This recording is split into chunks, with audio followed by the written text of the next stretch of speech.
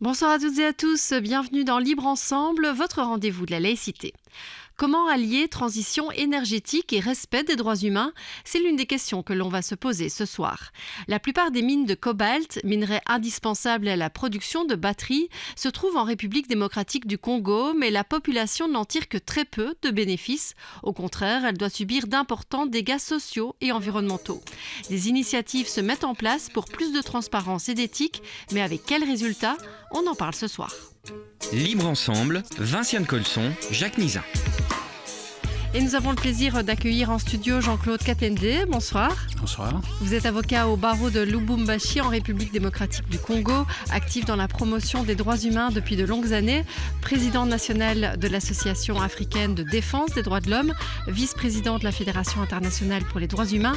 Vous êtes aussi membre du comité exécutif de l'ITI, donc l'initiative pour la transparence dans le secteur extractif, donc en République démocratique du Congo. Vous allez nous en parler dans un instant. Et à vos côtés, Arnaud Zachary, bonsoir. Bonsoir. Vous êtes secrétaire général du CNCD, Centre national de coopération développement. L'opération 11-11-11 qui se déroule cette année du 9 au 19 novembre aura notamment pour thème l'exploitation des ressources au détriment des droits humains fondamentaux dans les pays du Sud. Alors, on parle d'atteinte aux droits humains dans l'exploitation des ressources, mais en fait, finalement, de quoi parle-t-on exactement quand on dit que l'exploitation des ressources a un coût environnemental et un coût humain? C'est quoi ce coût? Merci pour la question. Il est important de souligner que l'exploitation minière, particulièrement, et aussi des ressources naturelles de manière générale, ne peut pas se faire sans qu'il y ait des dégâts. Mais les efforts sont faits par les États comme par les organisations de la société civile pour que ces impacts au niveau humain comme au niveau environnemental soient de plus en plus réduits.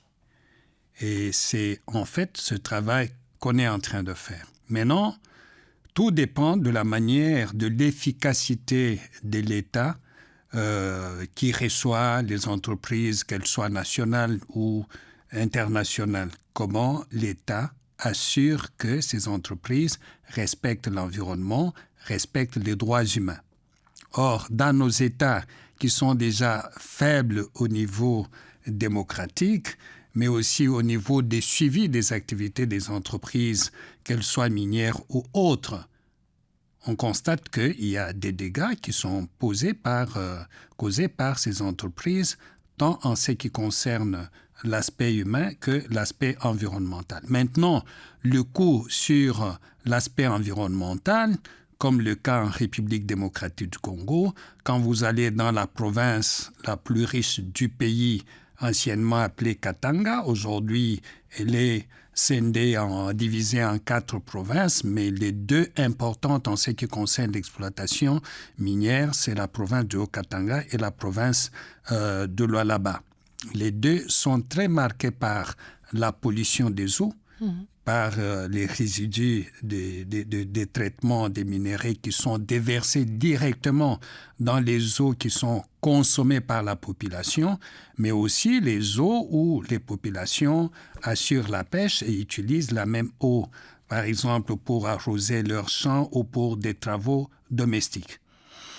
Donc ça veut dire qu'il n'y a plus d'accès à l'eau potable dans certaines régions à cause de ces exploitations minières. Effectivement, il n'y a plus d'eau potable dans certaines provinces ou dans certaines villes à cause de l'exploitation minière et surtout du manque de contrôle de ces entreprises par le gouvernement.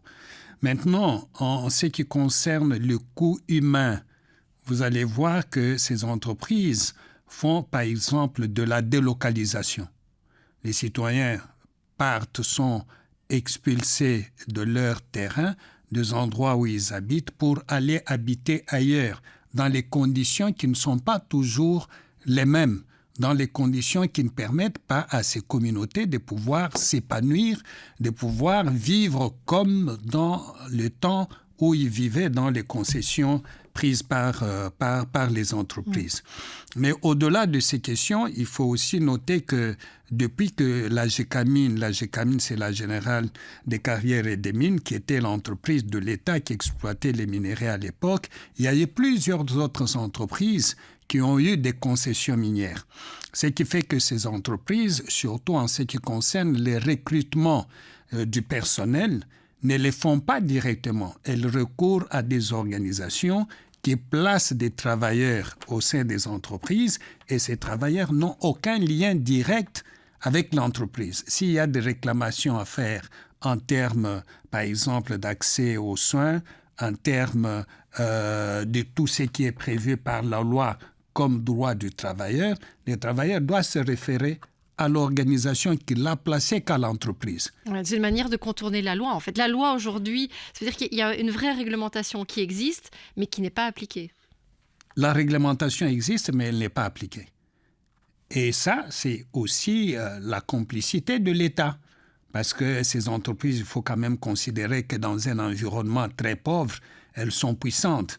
Elles sont capables de s'acheter non seulement les communautés, non seulement l'administration de manière générale, mais aussi l'armée comme la police. Tous ces services sont pratiquement au service des entreprises minières.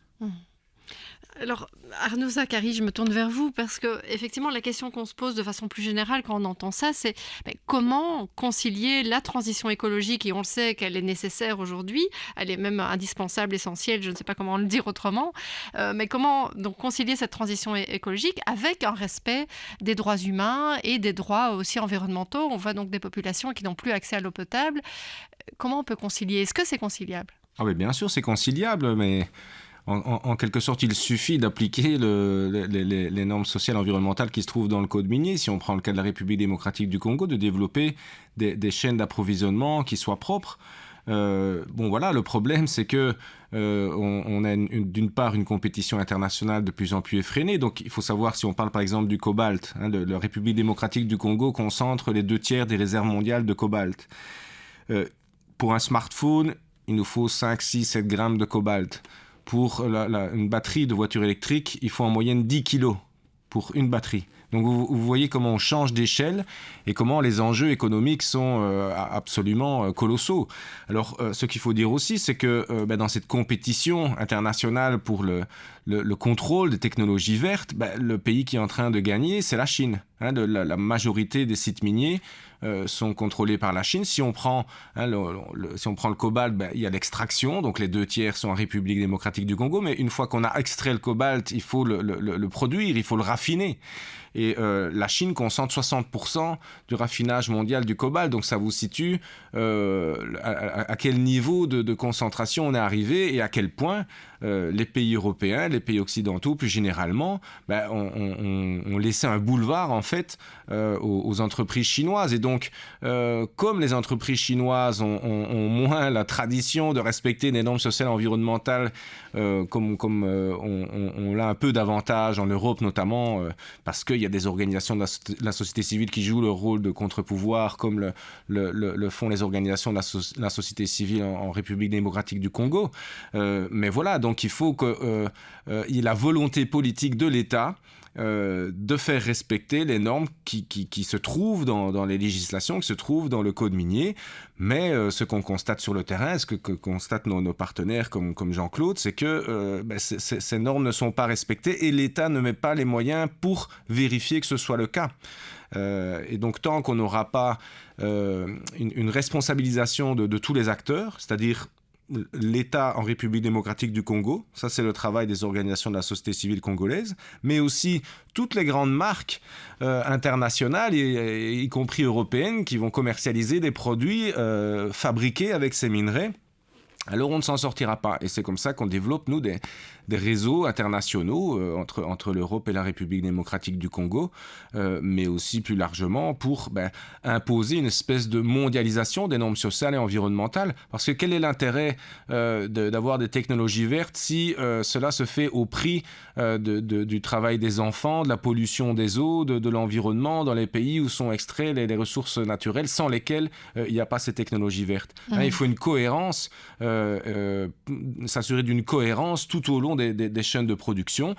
C'est aussi l'objectif de la législation, du projet de législation européenne sur le devoir de vigilance des entreprises multinationales.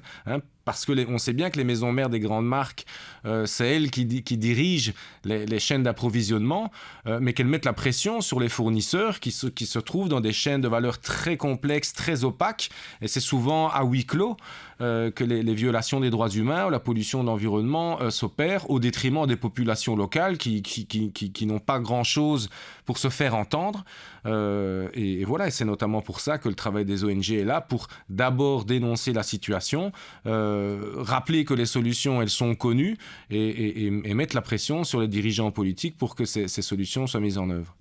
Et vous parliez des populations locales. Est-ce que, Jean-Claude Katende, est-ce qu'elles sont conscientes qu'il y a des droits, il y a des réglementations et qu'elles ont des droits? Donc, est-ce qu'elles en sont conscientes mais qu'elles ont du mal à porter leur voix, ou est-ce qu'en fait, elles n'en sont même pas conscientes?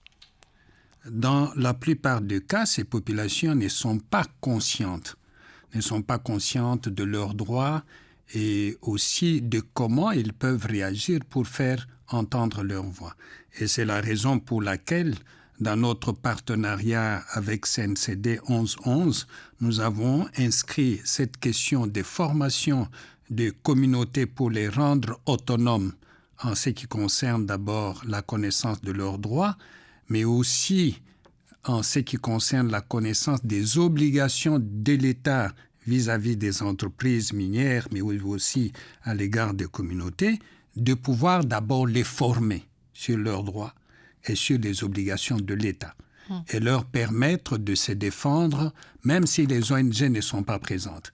Parce que dans la plupart des cas, ce sont les ONG qui font le travail au nom des communautés, et nous pensons qu'il est important que les communautés elles-mêmes se prennent en charge, qu'elles soient capables de connaître, d'avoir certains indices qui permettent, par exemple, de connaître que cette eau elle est polluée, ce champ a subi des conséquences de l'exploitation minière, comment elles doivent se comporter et comment elles peuvent initier elles-mêmes des actions pour se défendre en attendant que les ONG arrivent pour travailler avec elles et faire porter leur voix le plus haut possible. Maintenant, au niveau national, les communautés travaillent avec les organisations comme la ZADO, qui ont une envergure nationale pour faire connaître, non seulement pour dénoncer certains dégâts causés par les entreprises minières, mais aussi pour porter la voix des communautés auprès des autorités sur le plan national et sur le plan international. Nous travaillons notamment avec les CNCD pour que la voix des communautés qui sont basées en République démocratique du Congo soit entendue. Et la grande question, c'est que les choses sont plus faciles avec les entreprises européennes, occidentales, et la question devient plus compliquée avec les entreprises chinoise. Et là, je crois que le combat que nous avons plus à l'égard des entreprises chinoises, c'est de pousser les gouvernements congolais à faire en sorte que ces entreprises respectent leurs obligations au niveau environnemental, mais aussi au niveau fiscal, parce que quand même les paiements des impôts restent un aspect très important pour permettre à l'État d'avoir des ressources nécessaires pour financer le développement de ces zones minières qui sont presque abandonnées.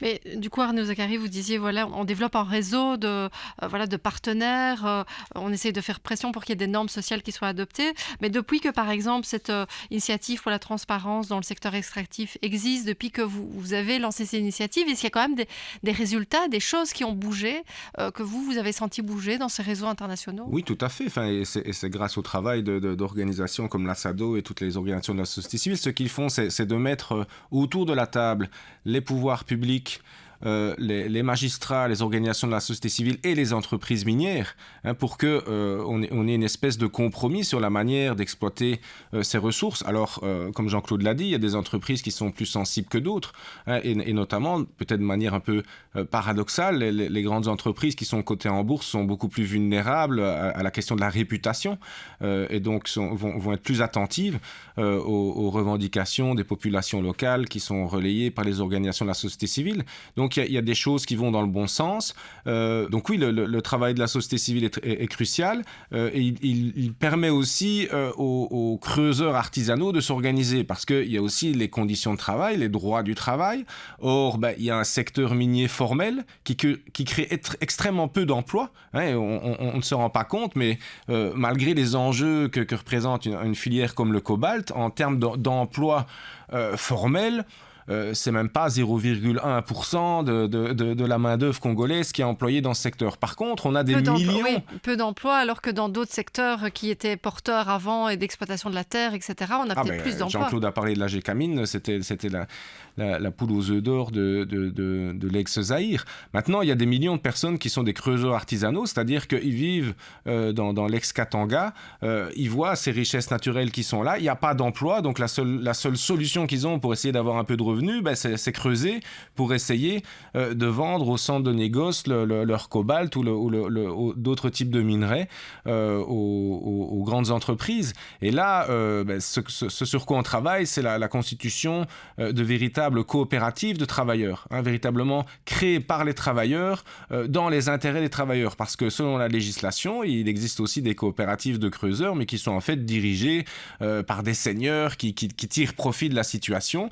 Donc, c'est d'avoir une organisation de ces creuseurs pour qu'ils puissent défendre leurs droits, comme on a créé les syndicats à partir de la fin du 19e siècle pour défendre les intérêts du monde ouvrier dans le contexte de la révolution industrielle. Oui, les syndicats, je lisais dans une interview qu'effectivement, il y avait des syndicats aussi dans toute une série d'entreprises, mais avec aussi beaucoup de fraude dans les syndicats en République démocratique du Congo. Oui, mais avant d'arriver à votre question, je voudrais dire que l'initiative des transparents des industries extractives, pour nous, les organisations de la société civile, c'est vraiment une initiative qui nous a permis notamment d'avoir la possibilité de nous exprimer sur les questions minières sans être inquiétés par le gouvernement. Ça, c'est très important, surtout dans le contexte de la République démocratique du Congo, où les gens sont allés en exil, où les gens ont été arrêtés pour avoir dénoncé certains contrats miniers léonais qui ont été signés à l'époque de Laurent Désiré Kabila. Avec cette initiative, nous qui sommes dans le groupe multipartite, nous pouvons nous exprimer sur toutes les questions minières sans être inquiétés par qui que ce soit, parce qu'il y a un contrôle international qui est exercé sur tous les groupes multipartites faisant partie des litiges à travers le monde. Ça facilite énormément notre travail. Donc c'est une belle avancée. Exactement.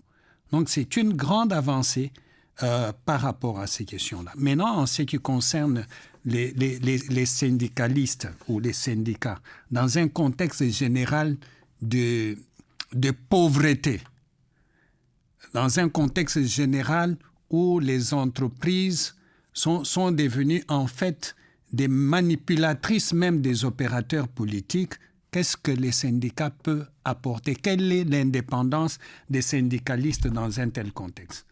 Ce qui fait que les travailleurs congolais sont de moins en moins protégés parce que les syndicats sont plus au service des entreprises et des politiciens qu'au service des travailleurs. Vous avez parlé de la politique, du coup j'ai envie d'enchaîner. On sait que là, dans quelques mois, enfin assez vite, là, le 20 décembre prochain auront lieu les élections présidentielles en République démocratique du Congo, élections aussi législatives et provinciales. Alors, lors de votre conférence à la fête de la solidarité organisée par le CNCD il y a quelques jours, vous avez déclaré: tant que l'accès au pouvoir est synonyme d'accès aux avantages financiers, les élections seront toujours un problème au Congo. Ça veut dire que vous n'avez pas beaucoup d'espoir dans ces élections, dans ce processus électoral? Il faut considérer que le peuple congolais croit dans la démocratie. Et pendant plusieurs années, les Congolais se sont organisés pour que les jeux démocratiques soient respectés. Cette conception, ces quêtes régulières de voir une démocratie effective s'installer en République démocratique du Congo, c'est une préoccupation des citoyens. Mais les politiciens n'ont pas la même conception de la démocratie que les citoyens. Les politiciens considèrent que la démocratie, c'est une voie qui leur permet d'aller au pouvoir et donc d'avoir accès aux honneurs et d'avoir l'accès à l'argent. Et tant que cette conception va demeurer, les élections, qu'elles soient bien organisées ou mal organisées, feront toujours l'objet des contestations. Et les élections ne vont pas être une partie qui fait avancer la démocratie. Les élections de 2006 ont été contestées, les élections de 2011 ont été contestées, les élections de 2018, qui étaient une débâcle totale, ont été aussi contestées. Et quand nous regardons la manière dont les processus actuels se déroulent, nous ne pensons pas qu'il va être différent de celui de 2018. Il risque même d'être plus catastrophique que celui de 2018. Et ça, c'est la crainte que nous avons parce que nous ne voyons pas à l'horizon des efforts qui sont faits pour que les élections soient un processus issu d'un consensus entre les partis qui vont être en compétition aujourd'hui. Alors, on sait qu'il y a des observateurs qui vont notamment être formés. Est-ce que, par exemple, le CNCD joue aussi un rôle là-dedans, dans tout ce qui est organisation de cette démocratie au Congo? Est-ce qu'il y a vous soutenez aussi ce... Donc, on a un gros projet sur les élections, mais pas pour l'observation des élections, parce que ça, c'est l'affaire des Congolais, je vais dire. Mais par contre... depuis plusieurs mois, on a commencé par soutenir les organisations de la société civile, comme celle de Jean-Claude, pour que ces organisations travaillent avec les communautés locales dans les différentes provinces pour, d'une part, élaborer des cahiers des charges, des cahiers de revendications, quels sont les besoins prioritaires des populations, les adresser aux candidats aux élections, donc interpeller les responsables politiques, leur demander des engagements. Et puis, une fois que les élections auront lieu, une fois qu'il y aura des candidats qui auront été élus, de monitorer la mise en œuvre de ces revendications, de ces engagements. Alors, ça peut paraître banal pour ceux qui nous écoutent en Belgique, parce que ils sont habitués à avoir des ONG, des associations, à avoir des mémorandums avant les élections. On est nous-mêmes en train de les préparer, puisqu'on a les élections à tous les niveaux en 2024 en Belgique. Mais il faut savoir que dans un pays comme la République démocratique du Congo, à la veille des élections, on ne parle pas des idées, on ne parle pas des projets. Quel parti politique ou quel responsable politique va proposer quel type de mesures et en opposition à quel autre type de mesures. Il n'y a jamais ce type de débat. Et donc, cette absence de débat sur les projets de société, évidemment, fait en sorte qu'on ne vit pas vraiment en démocratie. Et c'est ce que les organisations de la société civile essayent de changer pour qu'on puisse enfin parler de contenu et pas uniquement de où tu viens, tu es originaire de où, ou alors on voit des responsables politiques qui vont offrir, je sais pas, des casquettes ou des pagnes aux populations qui sont complètement désœuvrées, donc qui vont préférer voter pour le tel qui nous a offert ceci plutôt que l'autre qui nous a rien offert. Et finalement, on a des débats qui sont essentiellement identitaires ou intéressés, alors que ce dont on a besoin, c'est des projets de société. On le voit, on en a parlé. Quand on a un pays qui regorge de ressources naturelles dont le monde entier a besoin pour sa transition énergétique, fatalement, il faut utiliser ce potentiel pour les populations locales et utiliser ce potentiel intelligemment. Ça veut dire qu'il faut tirer les leçons des erreurs passées. Les pays africains comme la RDC ne doivent pas rester de simples fournisseurs de matières premières à faible valeur ajoutée.